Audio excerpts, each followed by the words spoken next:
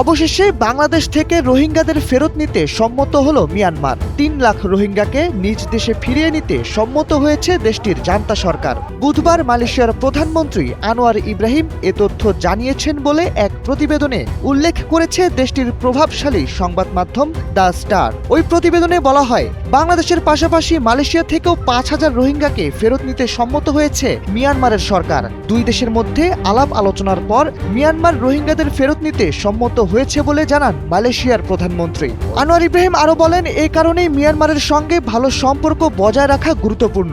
তারা এখন মালয়েশিয়া থেকে ৫,০০০ রোহিঙ্গা এবং বাংলাদেশ থেকে ৩ লাখ রোহিঙ্গাকে মিয়ানমারে ফিরিয়ে নিতে সম্মত হয়েছে। কেন? কারণ আমরা আলোচনা ও কূটনৈতিক সমঝোতার মাধ্যমে এগিয়েছি। এসব বিষয়ে সতর্ক ও বিচক্ষণ কূটনীতি প্রয়োজন।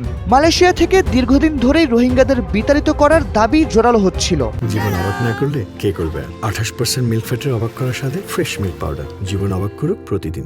এ বিষয়ে প্রধানমন্ত্রী আনোয়ার ইব্রাহিম বলেন, বিষয়টি আগে কঠিন ছিল, কারণ মিয়ানমার শরণার্থীদের ফিরিয়ে নিতে অস্বীকৃতি জানিয়েছিল। তবে দীর্ঘ কূটনৈতিক চেষ্টার পর এটি সম্ভব হয়েছে।